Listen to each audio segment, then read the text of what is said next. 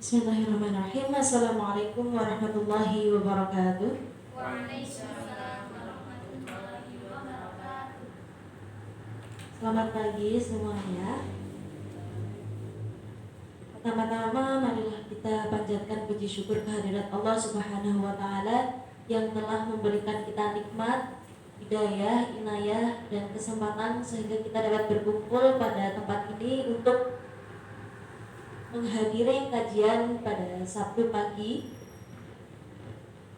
Yang kedua, salawat dan salam tercurah kepada Nabi Agung Muhammad Sallallahu Alaihi Wasallam yang telah memberikan kita cahaya Islam sehingga kita dapat menikmatinya sebagai kaum muslimin, kaum muslimat pada hari ini. Yang ketiga, saya aturkan terima kasih telah memberikan saya kepercayaan untuk menjadi MC pada pagi hari ini. Langsung saja kita mulai acara dengan membaca Al-Basmalah bersama-sama.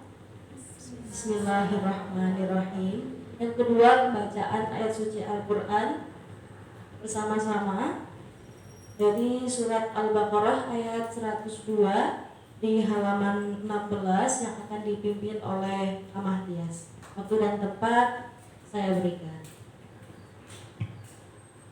Baik, terima kasih. Mari Bapak Ibu kita mulai membaca tilawah Al-Quran dengan kita awali dengan ta'awudz dan basmalah bersama 1, 2, 3. Oke. Halaman 16 ya. Al-Baqarah ayat 102.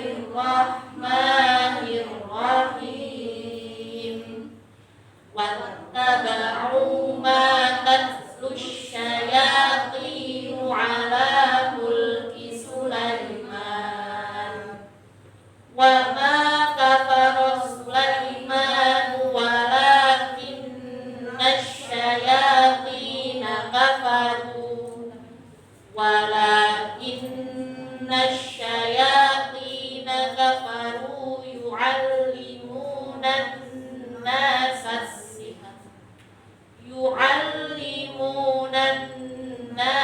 as-sihra wa ma unzila 'alal malakaini bi Babila Harut wa Marut wa ma yu'allimani min ahadin hatta yaqula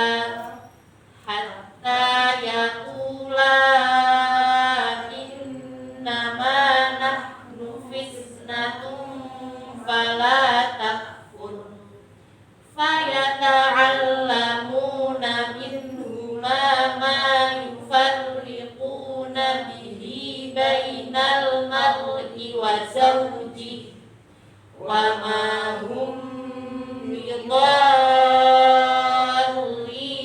bihi min ahadin illa biiznillah wa yata'allamuna ma yadurruhum wa la yanfa'uhum wa laqad alimu laman ishtarahu ma lahu fil akhirati min khalaq wa labisa ma syaraw bihi anfusahum law kanu ya'lamun walau annahum amanu wattaqaw lamathubatun min 'indillahi khair law kanu ya'lamun ya ayyuhalladzina amanu la taqulu ra'ina wa qulu unzurna wasma'u walil kafirina 'adzabun alim ma yawaddul ladzina kafaru min ahlil kitabi walal musyrikina an yunazzala 'alaikum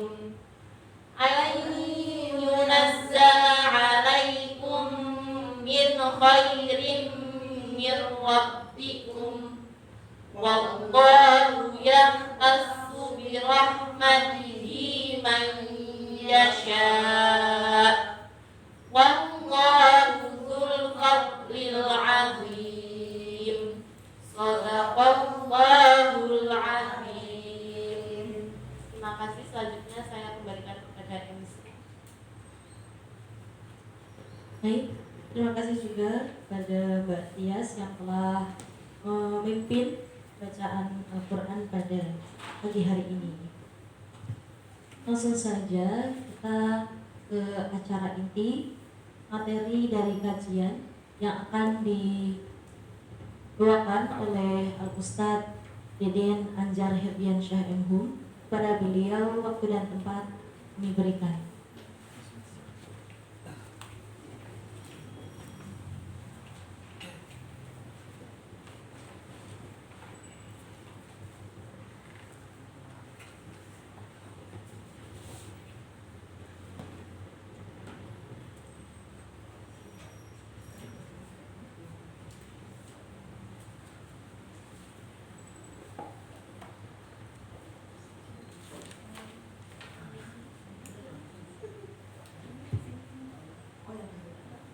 Bismillahirrahmanirrahim. Assalamualaikum warahmatullahi wabarakatuh.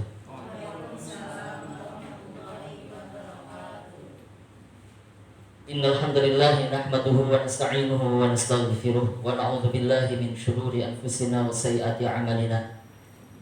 Man yahdihillahu fala mudilla lahu wa man yudlilhu fala hadiyalah. Asyhadu an la ilaha illallah wahdahu la syarika lah wa asyhadu anna Muhammadan 'abduhu wa rasuluh.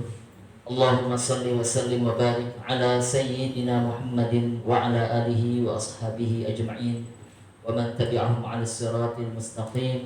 Amma ba'd.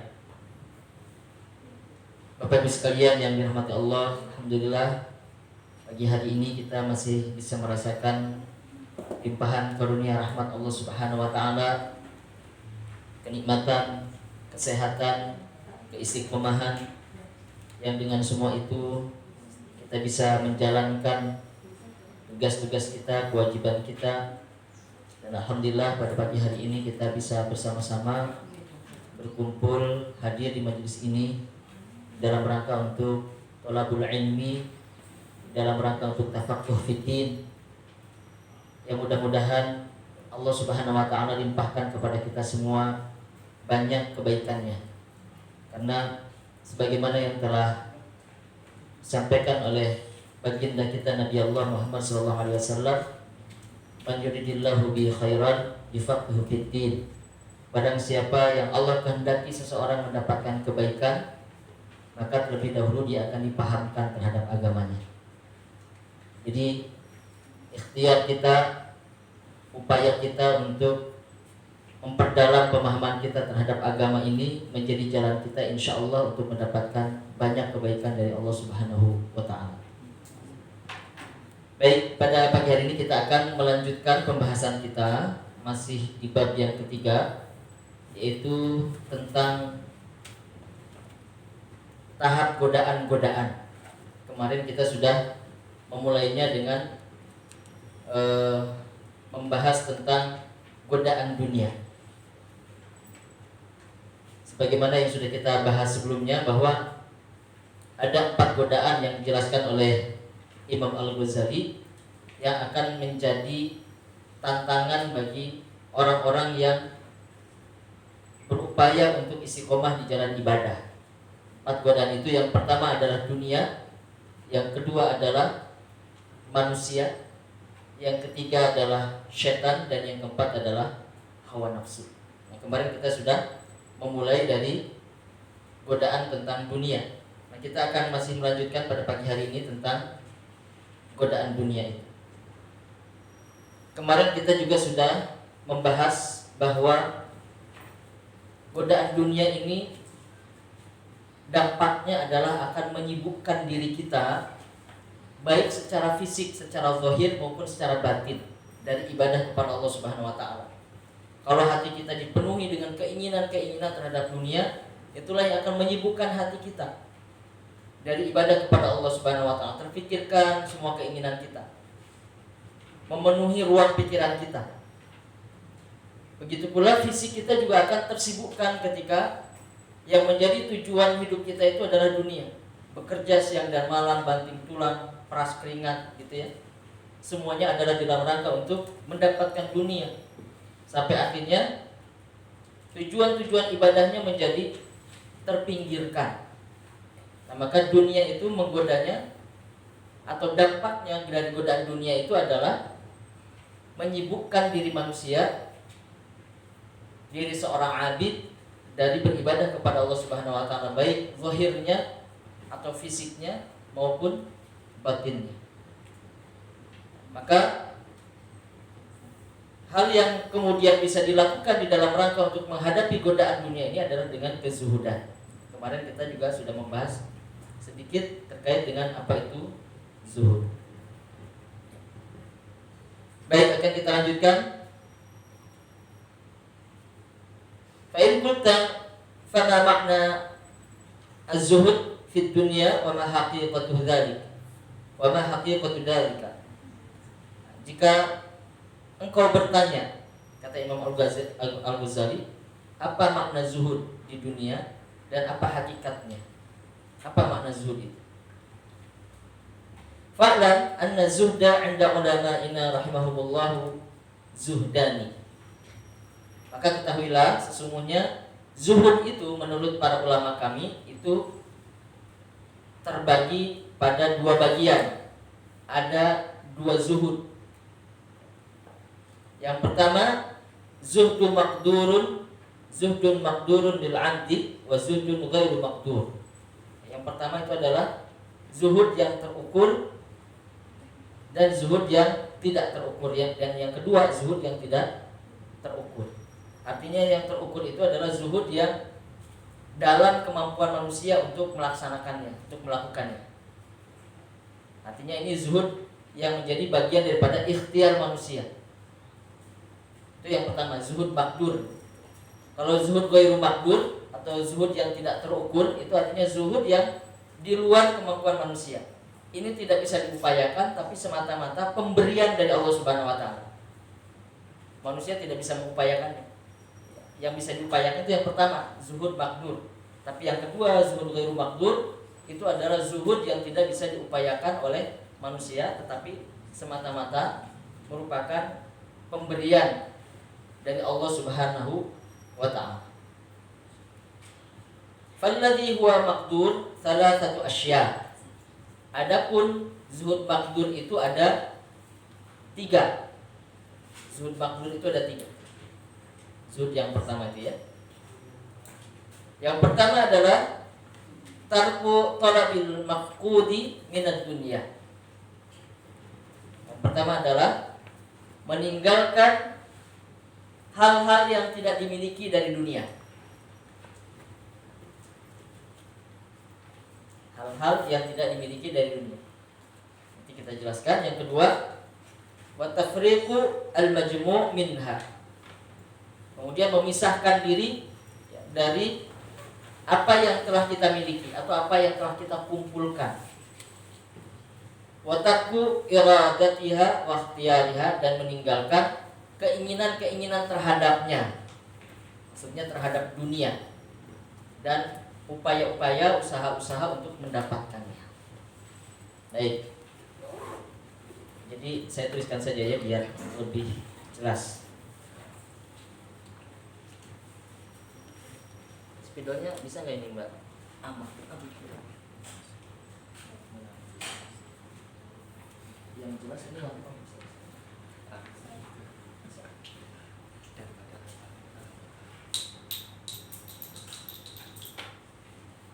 Zuhud itu ada yang makdur, ada yang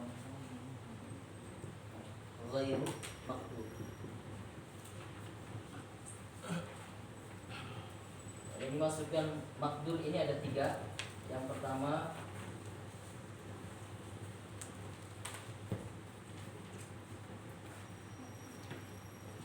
meninggalkan yang tidak dimiliki. Yang kedua memisahkan dari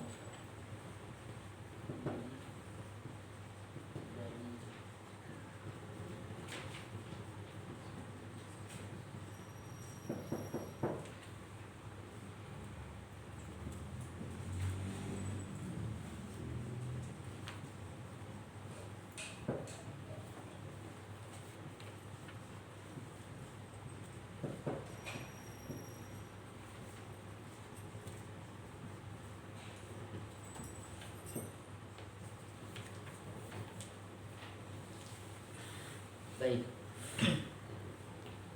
Jadi zuhud itu ada 2, makdur dan ghairu makdur. Makdur itu artinya yang bisa diupayakan, terukur, bisa diupayakan oleh manusia, oleh upaya-upaya manusia.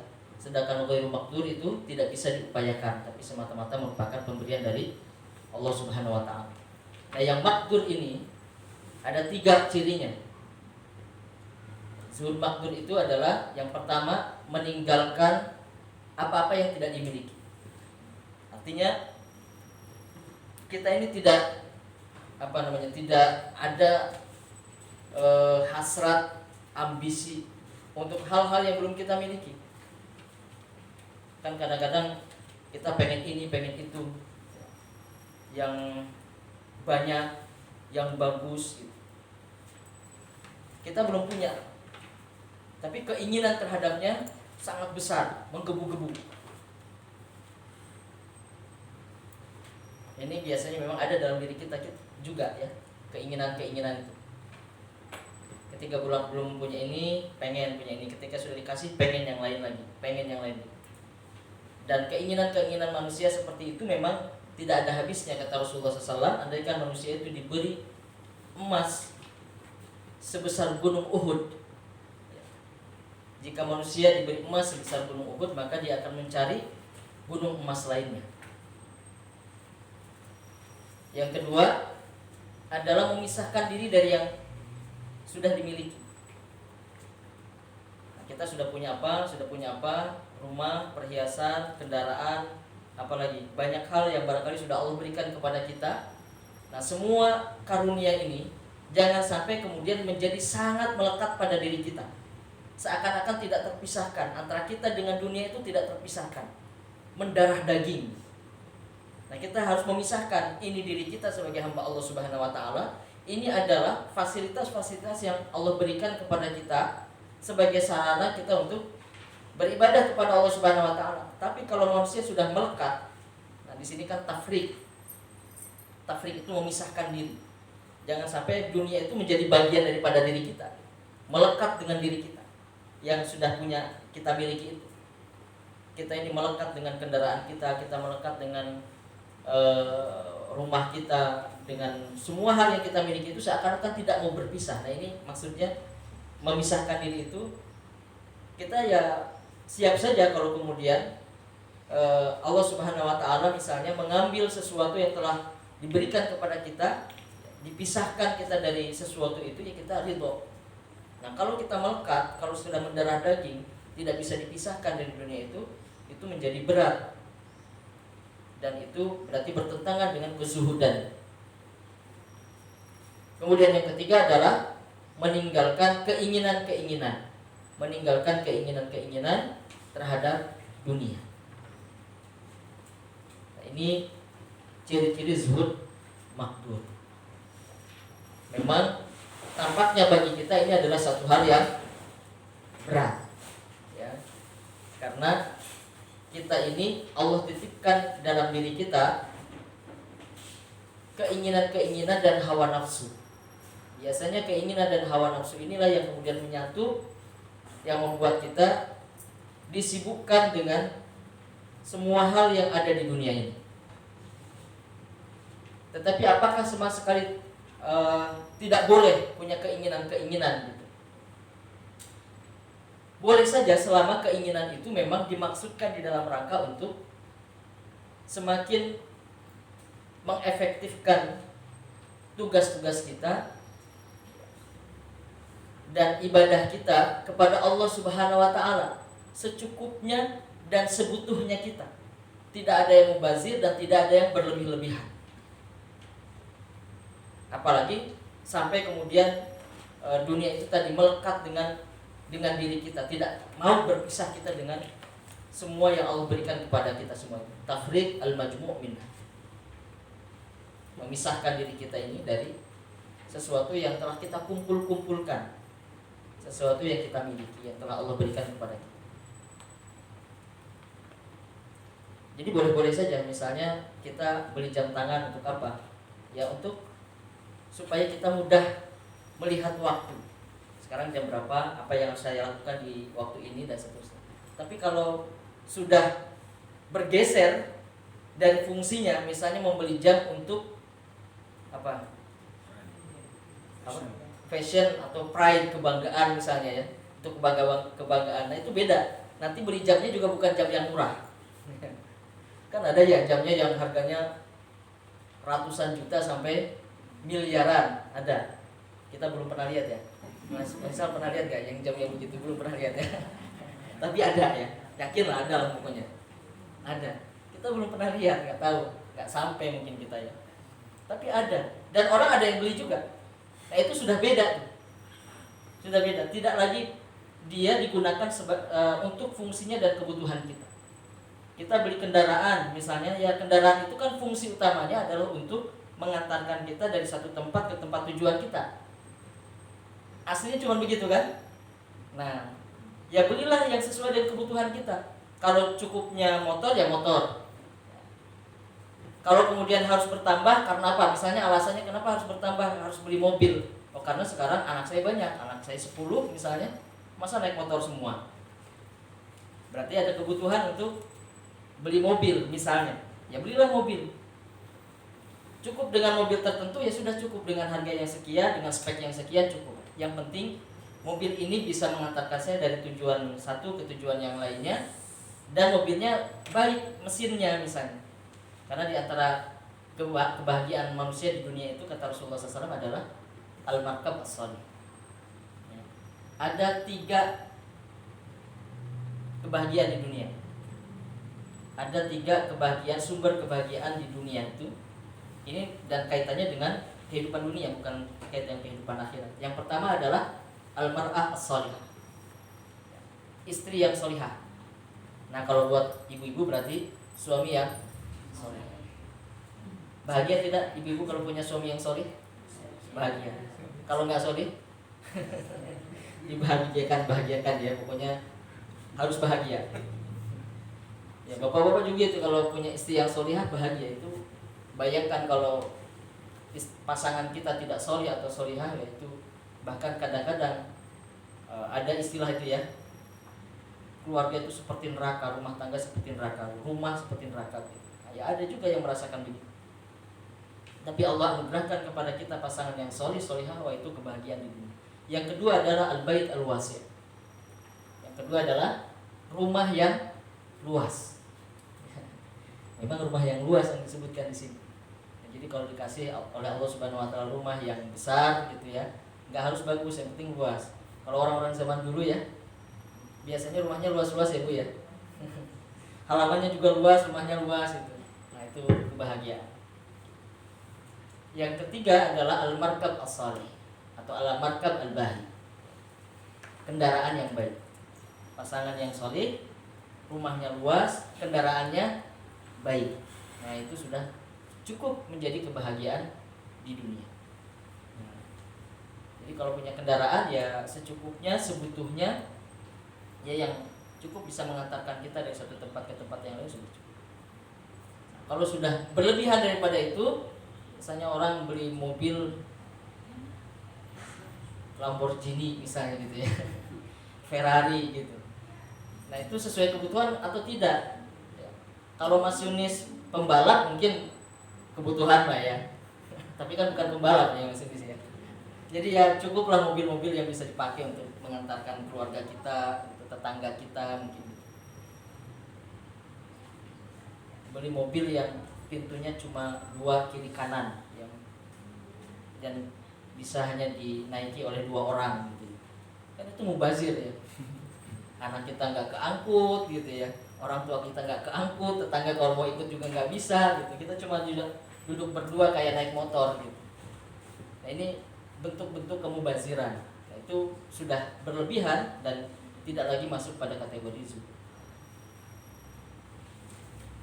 Baik. Wa amma zuhdul ladzi huwa ghairu maqduril 'abdi fa huwa burudatu syai' 'ala qalbi zahid. Adapun zuhud ghairu maqdur, nah yang kedua tadi. Zuhud yang kedua itu adalah burudatu syai' 'ala qalbi zahid. Dinginnya hati dalam dinginnya sesuatu dalam hati seorang zahid. Ya, maksudnya hambar, dingin hambar, nggak ada rasanya dalam hati seorang zahid. Jadi ghairu maqdur ini, zuhud ghairu maqdur ini merasakan hambar terhadap dunia. Bisa dipahami ya? Dunia ini terasa hambar, nggak enak-enak banget gitu. Tapi yang dibutuhkan seperti kita sedang sakit betul ya. Kita sakit itu ketika makan lebih pada kebutuhan atau untuk betul-betul menikmati kelezatannya gitu. Kan hanya untuk kebutuhan saja. Nanti takutnya kalau nggak makan kita tambah sakit misalnya, atau tambah lemes. Ya udah dipaksakan makan, ya dipaksakan saja sesuai dengan kebutuhan kita, karena tubuh kita membutuhkan makanan itu ya kita makan. Tapi enak apa enggak makan lagi sakit itu? Kan enggak enak, tidak terasa, kelezatannya tidak terasa, manisnya tidak terasa, asinnya tidak terasa. Ya. Nah, orang yang zuhud itu, yang zuhud ghairu maqdur itu ya begitu, merasakan dalam hatinya terhadap dunia itu ya hambar saja. Ya biasa saja gitu, dunia itu biasa. Apakah kemudian kita meninggalkan sama sekali? Enggak, kita juga kemudian merasakan juga, tetapi hambar rasanya. Sesuai kebutuhan kita saja. Butuh ini, butuh ini, butuh ini. Oke. Kita miliki, kita gunakan, kita manfaatkan. Apalagi kalau dimanfaatkan untuk semakin menambah nilai ibadah kita kepada Allah Subhanahu wa taala. Ya. Dan ini ghairu maqdur ini tidak bisa diupayakan, tapi dikasih sama Allah. Perasaan seperti itu adalah pemberian dari Allah. Jadi kalau sudah pada level kita ini merasa hambar terhadap dunia, nah itu artinya kita sudah mendapatkan karunia dari Allah Subhanahu wa taala berupa zuhud ghairu maqdur.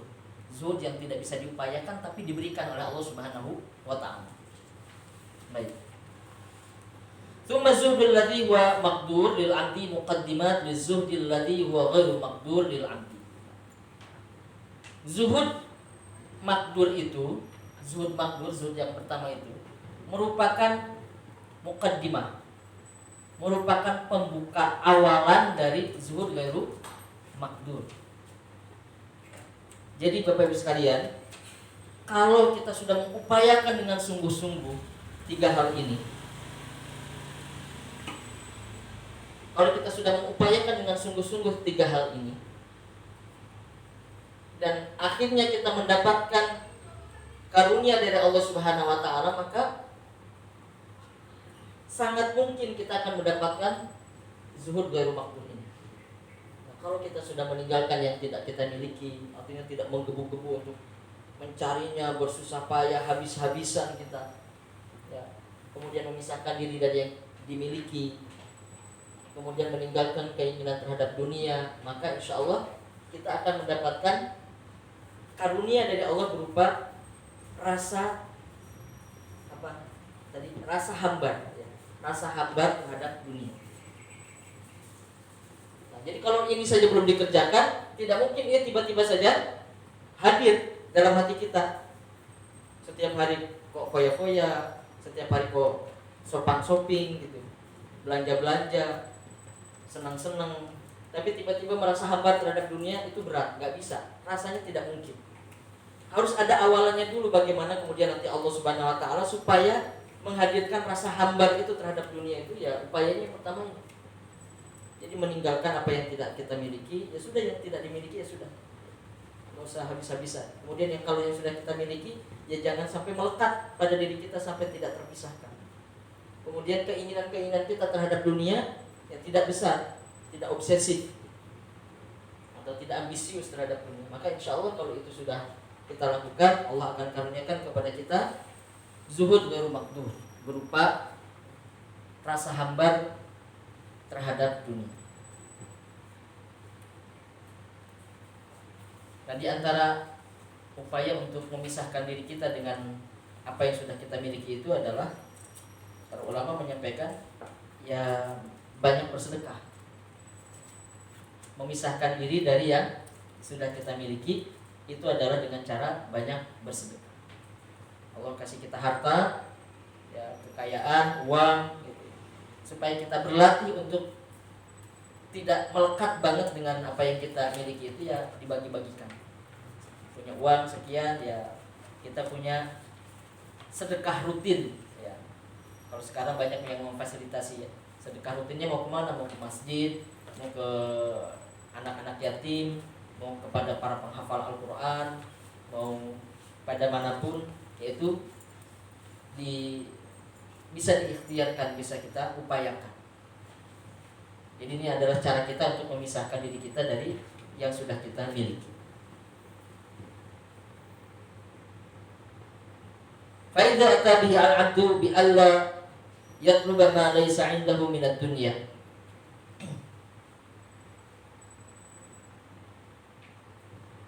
wa yufarriqa ma 'indahu minha wa yatruka bil qalbi iradataha wa ikhtiyaraha li ajlillahi wa 'azimi thawabihi. Dan jika manusia sudah tidak mencari-cari lagi apa yang tidak dia miliki dari dunia, dan menceraikan dirinya, memisahkan dirinya dari apa yang sudah dia miliki, dan kemudian meninggalkan keinginan-keinginan di dalam hatinya terhadap dunia untuk bisa mendapatkan pahala dari Allah Subhanahu wa taala yang sangat besar, mendapatkan balasan dari Allah Subhanahu wa taala yang sangat besar. Bitadzakurihi li afatiha, dan dengan mengingat-ingat bahaya dari dunia itu ya. Awratatu tilka burudah ad-dunya ala qalbi. Maka Allah akan memberikan kepadanya, akan mewariskan kepadanya rasa hambar, rasa dingin terhadap dunia di dalam hatinya. Wa hadza indi huwa zuhdul haqiqi. Dan inilah yang saya maksudkan, kata Imam Al-Ghazali, tentang zuhud yang hakiki. Ya, tentang zuhud yang hakiki.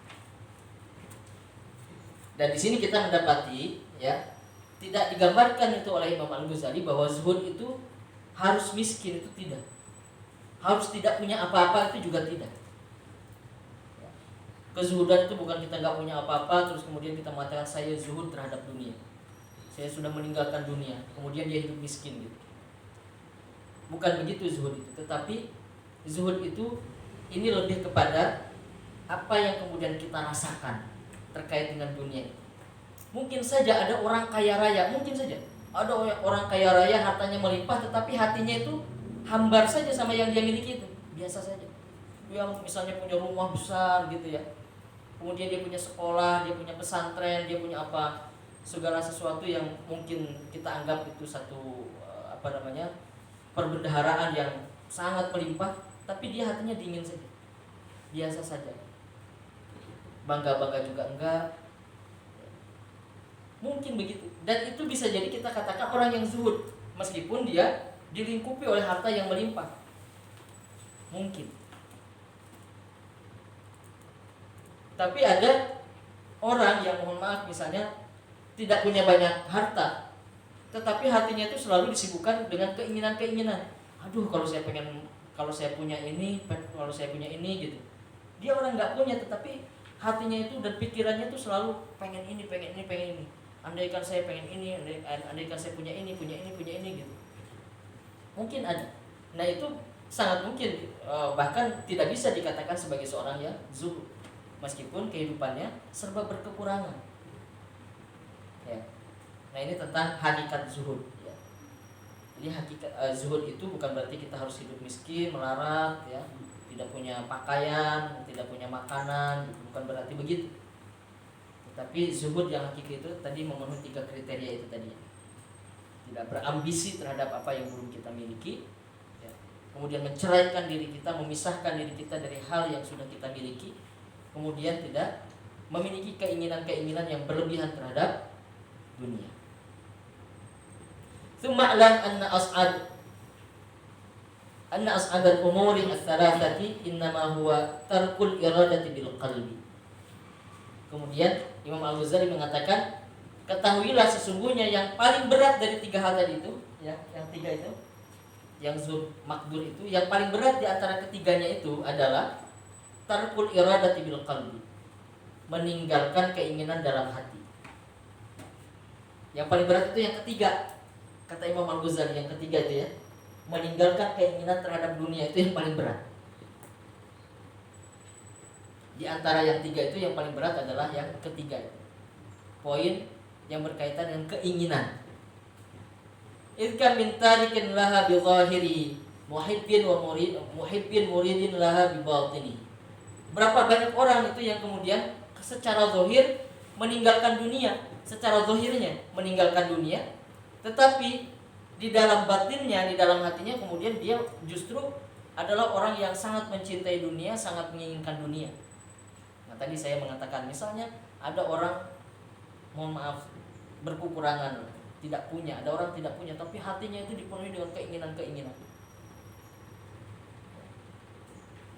Dan dia barangkali secara ikhtiar ya mungkin dia tidak banyak melakukan sesuatu untuk bisa mendapatkan itu, karena bisa jadi keterbatasan, ya, ilmunya nggak punya, kesempatannya tidak ada, Sehingga secara fisik sih dia tidak disibukkan dengan mencari dunia itu, tetapi pikirannya, hatinya itu dipenuhi dengan keinginan-keinginan.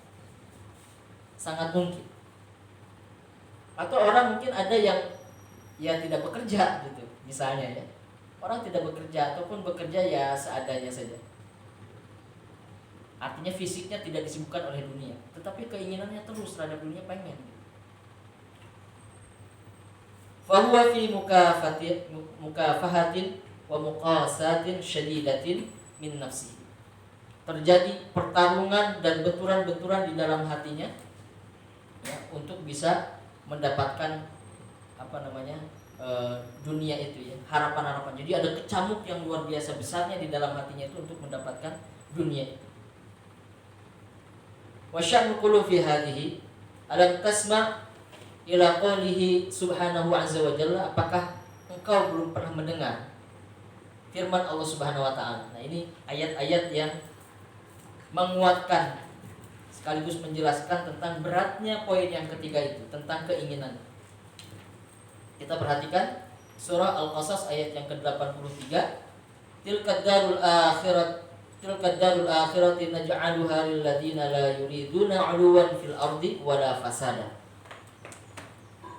Itulah negeri akhirat yang kami siapkan, yang kami berikan, kami jadikan bagi orang-orang yang tidak menginginkan kesombongan di dunia dan tidak melakukan kerusakan.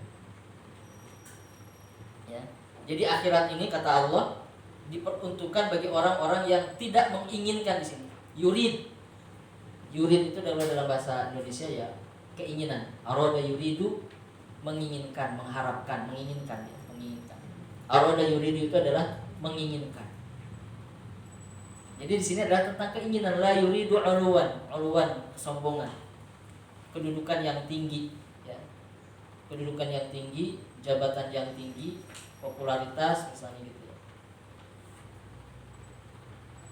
Nah, ayat ini berbicara tentang keinginan. Baik. Jadi bukan perbuatan tetapi keinginan. Jadi bagi orang-orang yang tidak ingin menonjolkan dirinya, memamerkan dirinya, menyombongkan dirinya, tidak ingin ya.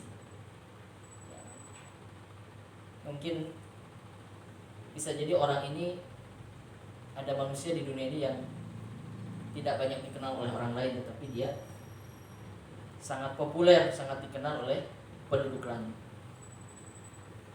Jadi ada orang-orang yang low profile di dunia ya, tidak banyak dikenal orang tetapi sangat masyhur di akhirat. Nah, itu yang kita harapkan justru. Kemudian ya, allaqal hukma bi nafil iradati duna talabi wal fi'li al murad. Jadi Allah mengaitkan hukum ini tadi di dalam ayat yang tadi itu ya, bi nafil iradah, dengan ketiadaan keinginan. Tiadanya keinginan ya, bukan berkaitan dengan upaya ya, pencarian ataupun perbuatan, bukan terkait dengan upaya, bukan terkait yang kedua tuh, ke pertama dan kedua, bukan yang berkaitan dengan pertama dan kedua, tapi berkaitan dengan yang ketiga itu, tentang keinginan. Wa qala subhanahu, kemudian Allah juga berfirman dalam surah Asy-Syura ayat yang kedua, man kana yuridu harthal akhirah nazid lahu fi harthihi wa man kana yuridu harthad dunya nu'tihi minha wa ma lahu fil akhirati min nasib.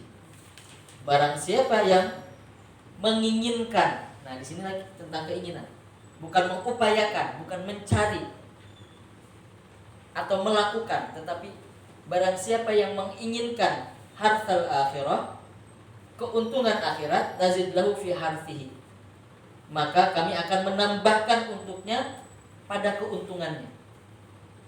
Jadi kalau kita keinginan kita ini terkait dengan akhirat, maka akan Allah tambah. Tidak sekedar Allah kasih apa yang diinginkan, tetapi lebih dari apa yang diinginkan. Ini kalau terkait dengan akhirat. Wa man kana yuridu hartsad dunya nutihi minha wa ma lahu fil akhirati min nasib. Tetapi barang siapa yang menginginkan keuntungan dunia, nutihi minha, kami akan berikan sebagiannya. Perhatikan di sini, minha itu sebagian. Kalau keinginan tentang akhirat itu Allah kasihnya lebih dari apa yang diinginkan. Tapi kalau keinginannya dunia, Allah kasih setengahnya, sebagiannya, atau setengahnya itu sebagian itu bisa setengahnya, bisa kurang dari setengahnya, ya sebagian saja dari apa yang dia inginkan itu.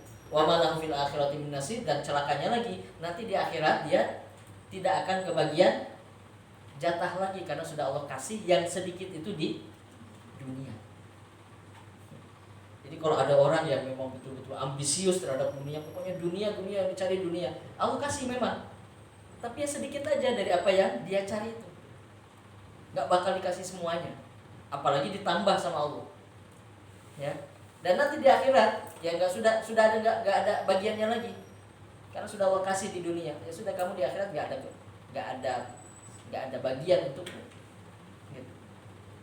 Itu kalau orang terlalu ambisius terhadap dunia terus yang dia cari. Tetapi kalau keinginannya adalah akhirat, maka Allah akan tambah. Dan kadang-kadang tambahannya juga Allah berikan di dunia. Jadi kalau orang itu mengharapkan akhirat, maka insya Allah dunianya juga akan didapatkan. Kemarin Mas Yunis cerita ya, dapat nasihat dari Ustadz gitu ya. Kalau perumpamaan itu, kalau kita menanam padi, biasanya akan juga tumbuh rumput di sekitarnya. Tapi kalau kita menanam rumput, maka tidak akan tumbuh padi, kan gitu. Padi ini diibaratkan akhirat. Kalau kita menanam akhirat, menanam padi, maka insya Allah rumput itu akan tumbuh juga, ikut tumbuh di sekitarnya. Rumput ini dunia, ya dunianya juga ikut tumbuh di situ. Akhiratnya dapat, dunianya dapat. Tapi kalau yang kita tanam itu dunia, rumput, ya maka tidak akan secara otomatis akhiratnya dapat. Padinya tidak akan tumbuh di sekitar rumput itu. Nah, ini terkait dengan keinginan. Jadi perbesar keinginan kita untuk mendapatkan keutamaan akhirat. Insya Allah dunianya Allah berikan. Ya, terkadang berupa karunia dunia atau nanti dilipat gandakan dalam bentuk pahala di akhirat. Kalaupun tidak Allah kasih di dunia, nanti di akhiratnya memang nazid lahu, akan ditambahkan oleh Allah Subhanahu wa taala melebihi dari keinginan kita itu. Tapi kalau kemudian yang menjadi obsesi kita dunia, sudah dapatnya cuma sebagiannya saja, nanti di akhirat kita tidak dapat apa-apa. Itu yang Allah firmankan ya. Kemudian Allah juga berfirman dalam surah Al-Isra ayat yang ke-18, "Man kana yuridul ajilata ajjalna lahu fiha ma nasha." Barang siapa yang menginginkan, nah ini lagi-lagi keinginannya. Barang siapa yang menginginkan al-ajilah itu dunia. Barang siapa yang menginginkan dunia, ajjalna lahu fiha, maka akan kami segerakan. Ya akan diberikan, disegerakan. Artinya nanti di akhirat ya nggak dapat. Ya sudah, yang kalau makanya kita bisa melihat ya, memang ada orang-orang yang kalau habis-habisan bekerja, ada yang Allah kasih banyak, ada yang Allah kasih sedikit. Ya. Nah, itu sesuai dengan manasya, sesuai dengan apa yang kami kehendaki, kata Allah, sesuai dengan yang kami kehendaki. Kan ada orang yang pagi-pagi sudah bangun gitu ya, kerjanya kerja fisik ya, capek, lelah gitu. Ya, tapi dapatnya cuma sedikit. Tapi ada yang juga dengan usaha yang sama, aktivitas yang sama, dapatnya banyak. Nah, inilah dunia. Rezeki dunia itu begitu. Kata Allah, wallahu yarzuqu rizqa liman yasha wa yaqdir. Allah itu merizkikan kepada seseorang. Wallahu yabsutur rizqa. Wallahu yabsutur rizqa liman yasha wa yaqdir. Sesungguhnya Allah melapangkan, meluaskan rizki bagi seseorang, dan juga Allah menyempitkan rizki bagi siapapun yang ia kehendaki. Jadi memang sudah ditakar, rizki itu sudah ditakar sama Allah, seberapapun ikhtiarnya gitu ya. Ya kalau sudah memang ada takarannya, kan sebetulnya sudah ada takarannya sama Allah itu. Ada orang yang bekerja keras yang memang takarannya sudah segitu, ya dikasihnya cuma segitu. Yabsut wa yaqdir, yabsut wa yaqdir. Rizki itu yabsut wa yaqdir, ada yang diluaskan, ada yang disempitkan sama Allah. Meskipun memang kita tidak tahu kan bagian kita itu sebetulnya berapa. Tapi sudah ada dalam timbangan Allah, dalam takaran Allah sudah ada. Cuman kita nggak tahu. Nah disitulah kewajiban kita, tugas kita berikhtiar. Karena kita tidak tahu berapa bagian kita itu, ya kita bekerja. Dan itu tugas kita, kewajiban kita. Perkara Allah memberikannya berapa, nah itu sudah kehendak Allah Subhanahu wa taala. Itu memang prinsipnya rezeki itu begitu. Tetapi tidak akan ada orang yang diabaikan oleh Allah Subhanahu wa taala tentang rezekinya. Rezeki itu adalah sesuatu yang sudah pasti. Bikat birizkihi wa ajalihi wa amalihi. Ketika manusia itu lahir, sudah ditentukan rezekinya, wa amalihi, dan amalnya, wa ajalihi, dan ajalnya. Dan juga ditentukan wa syakyun aw sa'idun. Dia akan menjadi orang yang bahagia atau orang yang sedih gitu. Itu sudah ditentukan semuanya oleh Allah Subhanahu wa taala. Jadi kita tidak perlu mengkhawatirkan tentang rezeki kita, hanya kita perlu melaksanakan tugas kita untuk berikhtiar, itu saja. Kemudian Allah juga berfirman dalam surah Al-Isra ayat 19, "Wa man arada al-akhirata wa sa'alaha sa'yaha wa huwa mu'minun fa ulaika kana sa'yuhum mashkura."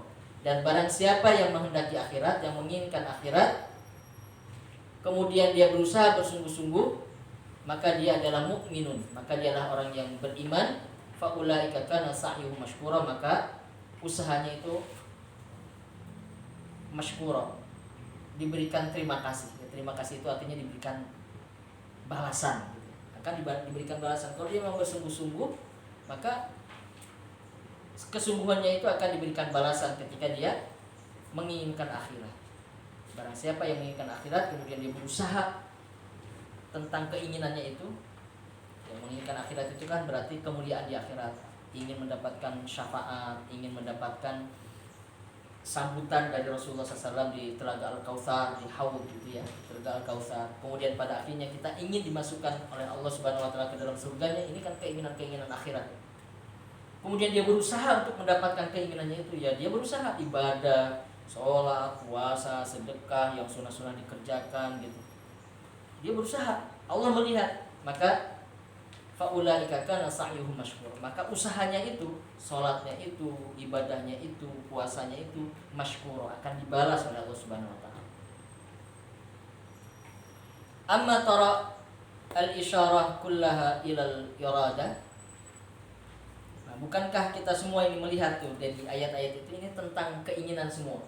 Tadi kan Imam Al-Ghazali mengatakan yang paling berat dari ketiga hal itu adalah poin yang ketiga, yaitu tentang keinginan yang ada di dalam hati kita ini, yang selalu berkecamuk, ya bergolak-golak, menggebu-gebu gitu kan, keinginan terhadap dunia itu yang paling susah itu, kata Imam Al-Ghazali.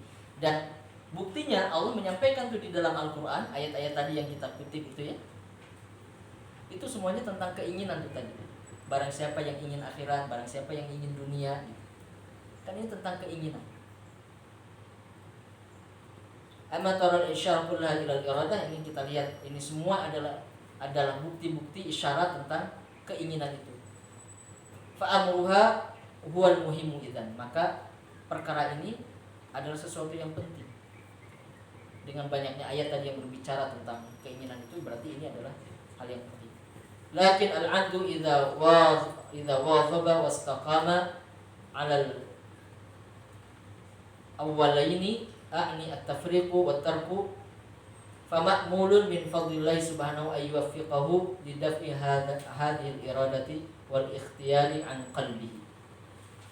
Tetapi kalau kemudian seorang hamba itu tekun dan istiqomah untuk kemudian melakukan hal yang kedua ini, poin yang dua ini, nah, kalau istiqomah mengamalkan yang ini, maka kata Imam Al-Ghazali diharapkan mudah-mudahan dia akan bisa melakukan atau mudah menghadapi yang ketiga ini.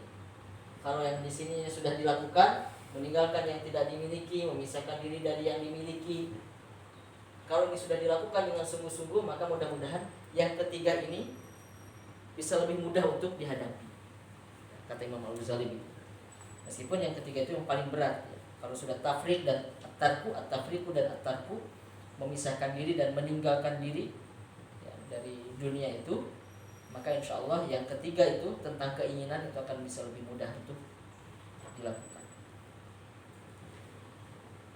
Fa'innahul mutafaddil al-karim azza wa jalla, sesungguhnya itu merupakan karunia dari Allah Subhanahu wa taala. Tsumma alladhi yab'atsu 'ala at-tarki wa tafriqi wa yuhawwinu 'alaika dzalika.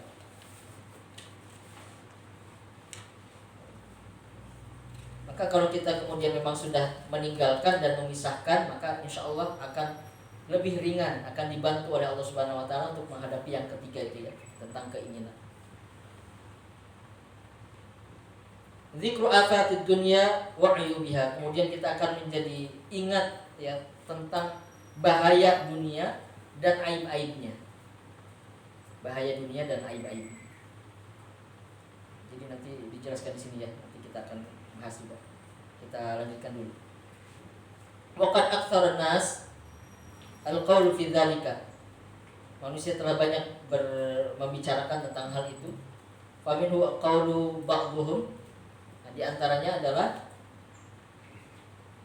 ada yang mengatakan begini, taraktu ad-dunya liqillati ghina'iha wa kathrati 'ana'iha wa sur'ati fana'iha wa khissati syuraka'iha.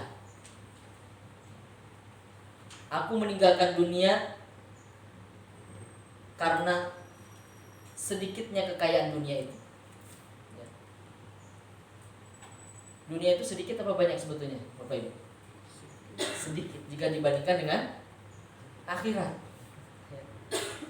Lalu sudah berkali-kali Allah mengatakan itu akhirat itu lebih baik daripada dunia, akhirat lebih baik daripada dunia, akhirat lebih baik daripada dunia. Nah, mungkin ada orang yang ya ternasehati dengan ayat-ayat itu, tapi banyak orang juga yang lupa. Seakan-akan dunia itu banyak gitu. Banyak, megah, mewah, indah gitu. Tapi di sini ada orang yang mengatakan ini orang-orang yang sudah tersadarkan dirinya ya. Taraktu dunya liqillati ghina'iha. Saya sudah meninggalkan dunia karena sedikitnya kekayaan dunia itu. Untuk apa? Cuma sedikit dunia itu. Tinggalin aja. Nah gitu kira-kira. Sedikit dunia. Saya cari yang lebih besar, yang lebih banyak, yang lebih indah. Mana akhirat? Wa kathrati 'ana'iha. Saya meninggalkan dunia karena sedikitnya kekayaan dunia itu dan karena banyaknya kesakitan-kesakitan di dalam dunia itu. Kecapean, rasa capek, kelelahan-kelelahan di dalam dunia itu. Wa sur'ati fana'iha, dan cepatnya kesirnaan di dunia itu. Cepatnya kesirnaan dan wa khissati syurakaiha, dan buruknya orang-orang yang berminat terhadapnya. Jadi saya sudah meninggalkan dunia itu karena dunia itu sedikit, karena dunia itu banyak lelahnya, banyak sakitnya, karena dunia itu cepat hilangnya, kemudian karena dunia itu buruk bagi orang-orang yang mencarinya, bagi orang-orang yang berminat terhadap dunia. Nah ini adalah orang-orang yang mata hatinya itu sudah tertuju kepada akhirat, kepada Allah Subhanahu wa taala. Maka dia menganggap dunia itu begitu sedikit. Dunia itu sedikit, terus apa lagi? Dunia itu melelahkan. Apa lagi? Dunia itu cepat sirnanya, cepat hilangnya. Dunia itu buruk bagi orang-orang yang mencari. Baik. Kemudian qala Syaikhi, berkata guru saya, kata Imam Al-Ghazali, gurunya ini adalah kemungkinan di sini dikatakan oleh orang yang memberikan keterangan ya. Dimungkinkan yang dimaksud gurunya itu adalah Imam Haramain Al-Juwaini, gurunya Al-Juwaini namanya. Al-Imam rahimahullah, sang imam yang semoga Allah merahmatinya, lakin yuji'u min hadza raihatu ar-raghbah wal faihah. Tetapi ya di sini ada kesan bahwa dunia itu menimbulkan bau yang semerbak yang menggoda, bau semerbak yang menggoda. Dunia itu menimbulkan bau semerbak yang menggoda. Lianna man syaka firaq ahadin ahabba wisaluhu. Faman taraka syai'an limakani syuraka fihi ahabba law infarada bihi. Tetapi pernyataan itu tadi ya, itu juga seakan-akan mengandung apa namanya ya, mengandung sesuatu tentang keinginan juga,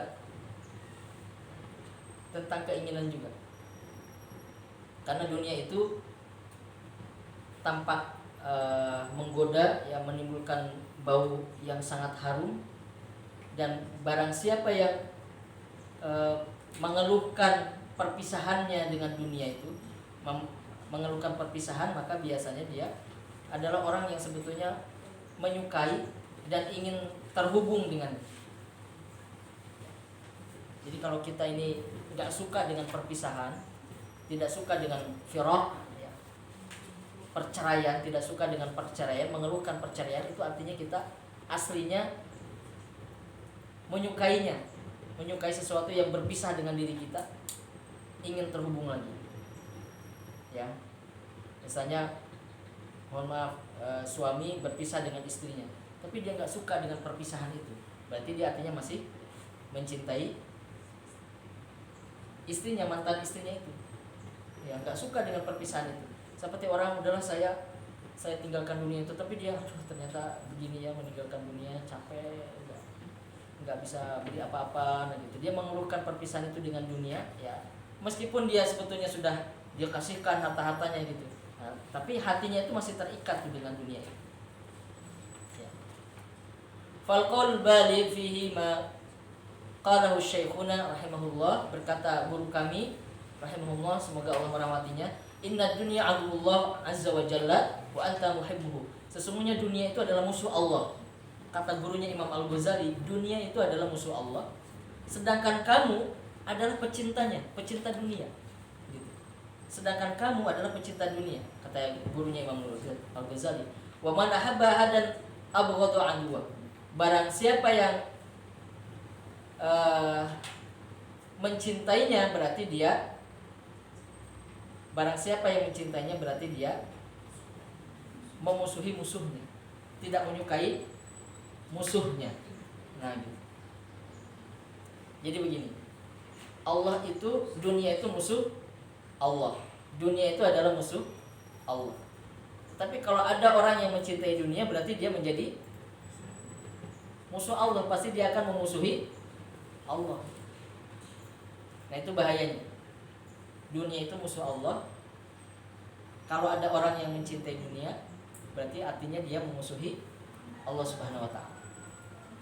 Ya. Begitu.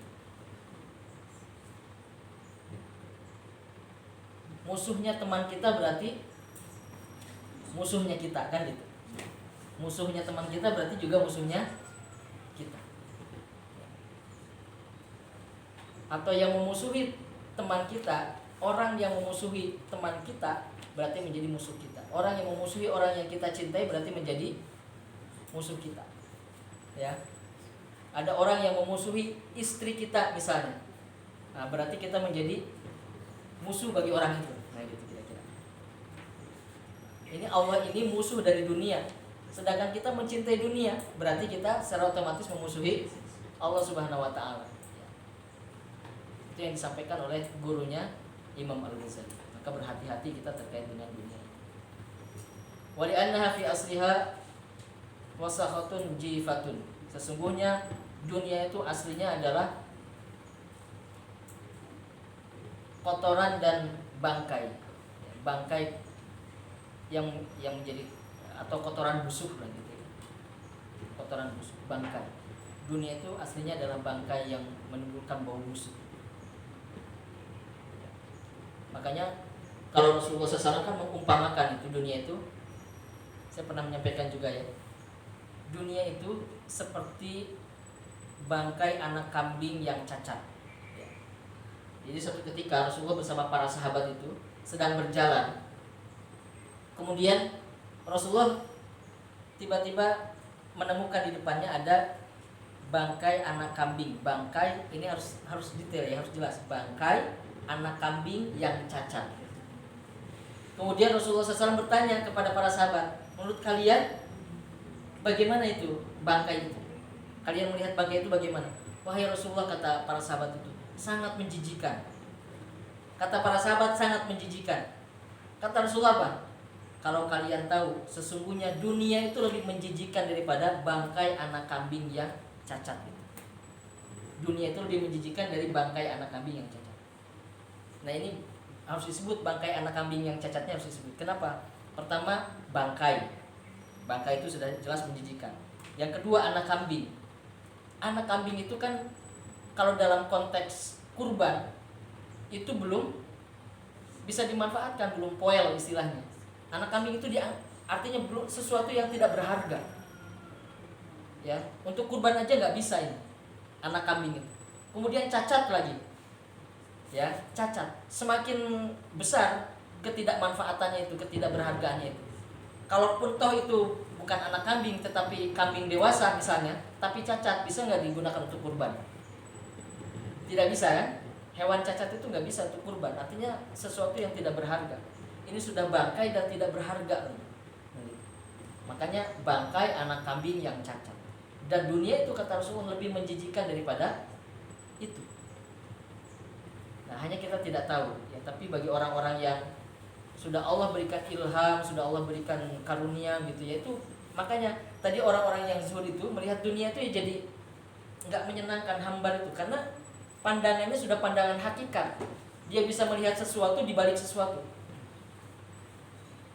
Ya. Jadi ketika melihat barang itu ya bukan barang tetapi hakikat dari barang itu. Nah, itu kalau yang sudah makomnya tinggi itu begitu. Sudah makomnya tinggi itu sudah bisa melihat yang di balik sesuatu, beyond ya. Di baliknya sesuatu itu. Ya kan?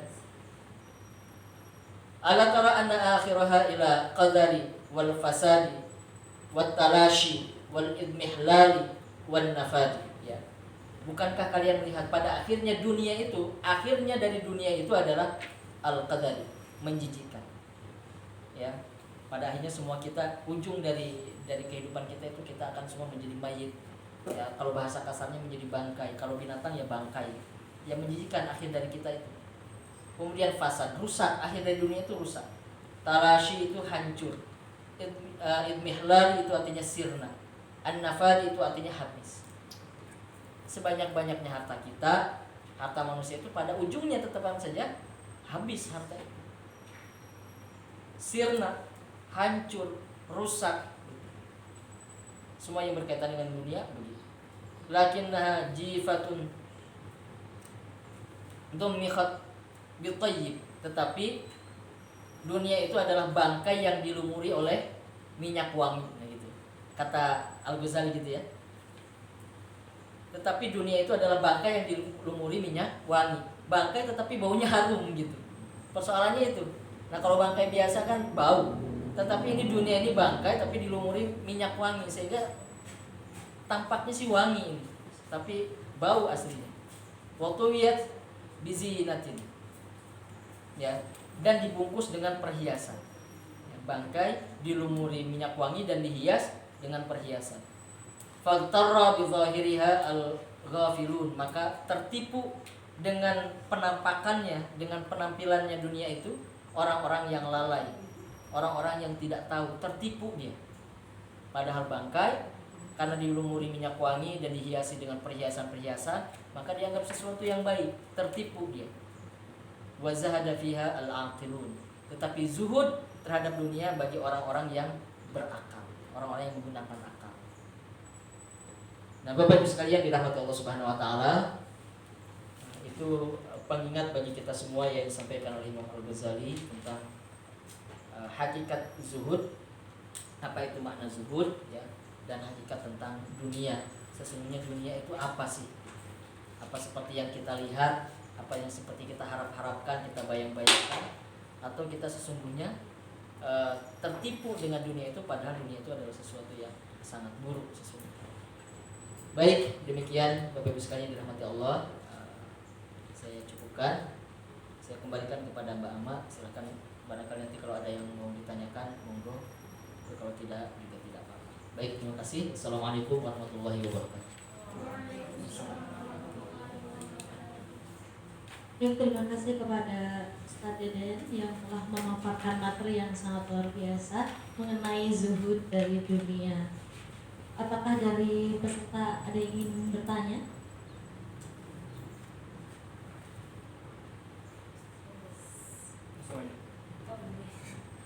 Bismillahirrahmanirrahim. Langsung aja ya tadi. Silakan. Saya tuh sebenarnya penasaran sama Imam Al-Ghazali ketika menyusun buku ini dari awal itu saya kok bisa sampai makomnya sudah tinggi gitu. Jadi cara dia berpikir segala macam. Karena saya baru mengalami hal-hal itu tuh, meninggalkan yang tidak dimiliki, memisahkan diri dari yang dimiliki dan meninggalkan keinginan terhadap dunia itu memang secara natural begitu masuk usia 40-an sama seperti ketika para ulama-ulama salaf yang meninggalkan dunia di usia 40-an, kemudian dia baru mempelajari tentang akhirat, dia mengejar akhirat karena tahu. Jadi rasa penasaran saya itu berapa usia pada saat itu, atau yang keduanya ada nggak batasan usia ketika sudah mengalami itu secara natural, sama seperti yang saya rasakan bahwa begitu masuk usia 40-an saya baru merasakan dulu di usia-usia 20-an ke 30-an belum masuk 40 benar-benar itu tadi mengejar dunia. Terus ketika sudah ini sudah waktu tidak kesampaian apa yang diinginkan, kemudian Allah takdirkan untuk tidak tercapai apa yang saya inginkan, begitu masuk usia 40 secara natural itu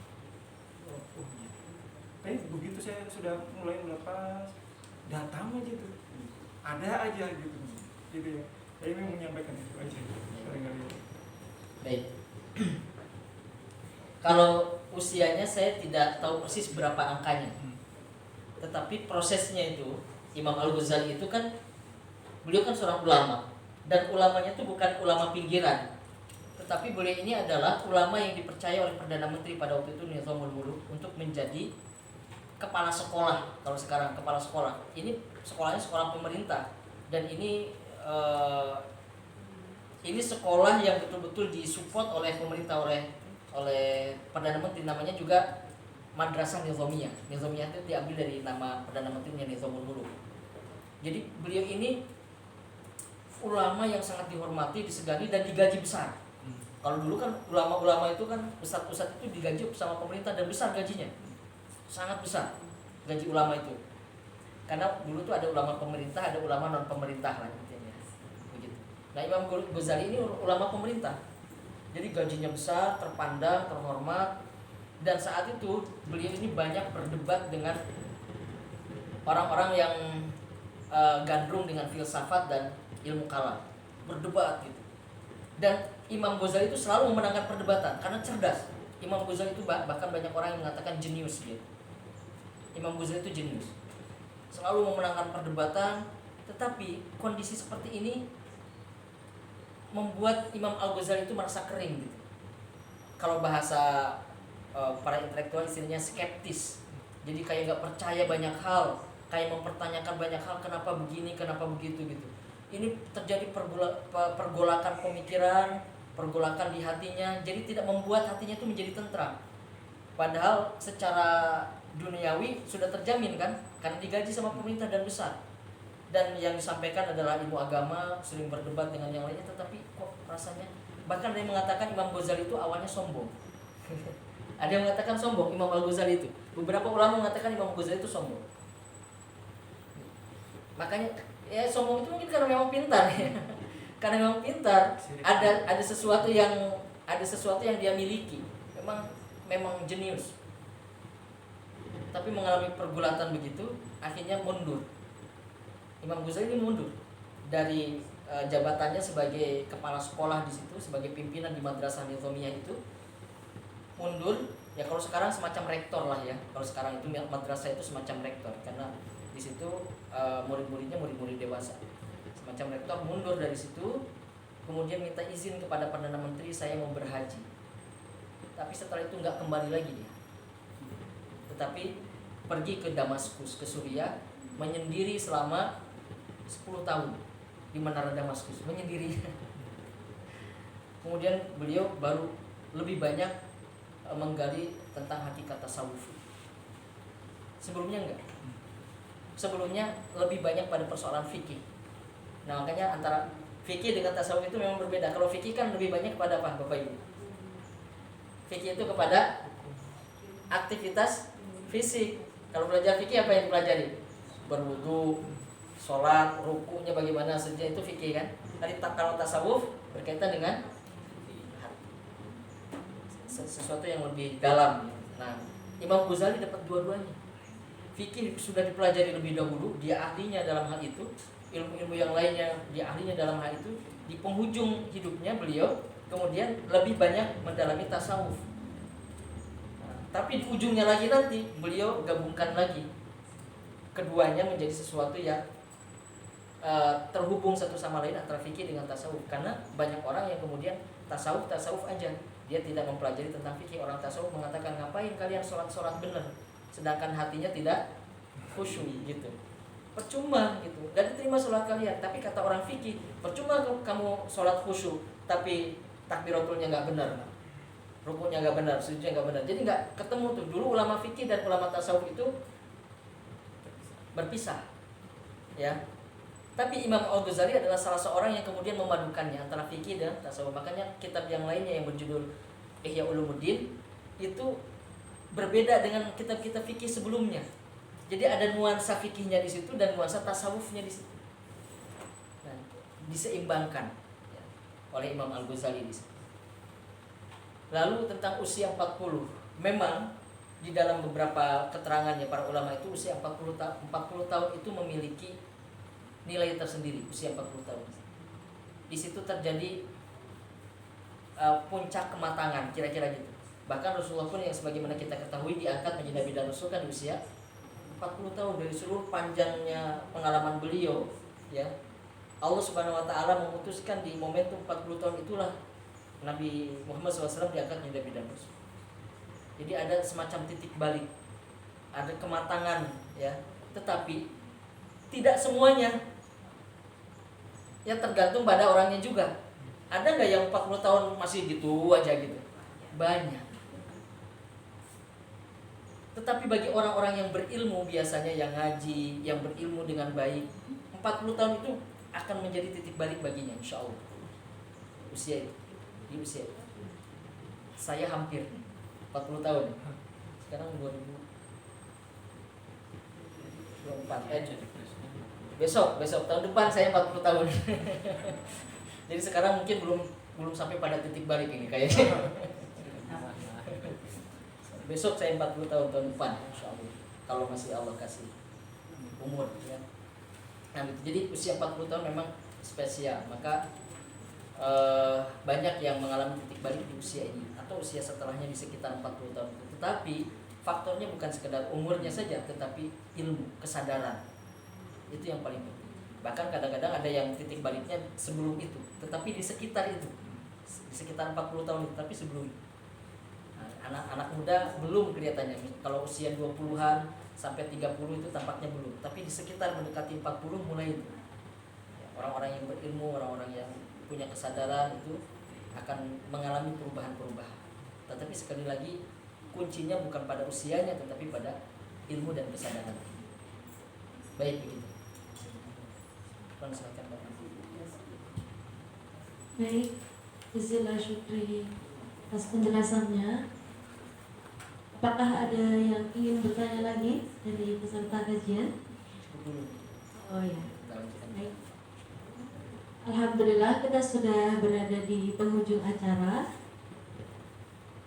Mari kita tutup dengan membaca kafaratul majelis bersama. Subhanakallahumma wa bihamdika asyhadu an la ilaha illa anta astaghfiruka wa atubu ilaik. Terima kasih yang sudah menghadiri. Assalamualaikum warahmatullahi wabarakatuh. Waalaikumsalam warahmatullahi wabarakatuh.